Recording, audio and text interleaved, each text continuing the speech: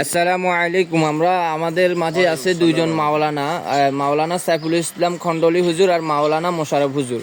জি হুজুর, আপনাদের কাছে আমরা জানতে চাচ্ছি যে আগামী জাতীয় সংসদ নির্বাচন যেটা হতে যাচ্ছে ওটার মধ্যে যে গণভোটটা হবে, এটা হার পর না, এটা কেন হচ্ছে, কি আসলে বিষয়? ইনশাল্লাহ আমরা তো এর পক্ষে থাকবো সবসময়, যেহেতু আমরা এই দেশে আছি, দেশের নাগরিক, সুনাগরিক। জি আল্লাহ রহমতে জি ইনশাল্লাহ হার পক্ষেই আমরা থাকবো। কেন হার পক্ষে আমরা কেন থাকবো? কারণ আমরা ইসলামী হুকুমত আল্লাহর এই জমিনে প্রতিষ্ঠিত হওয়ার চাই।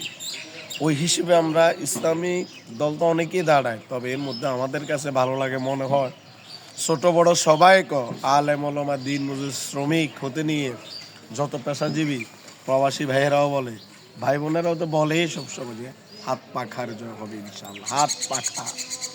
জি জি জি, যে সংস্কারের উদ্দেশ্যে এত এত জীবন, এত এত রক্ত, সেটা বাস্তবায়নের উদ্দেশ্যে আল্লাহ তাআলা আমাদের সবাইকে যেন মিলেমিশে একাকার করে দে।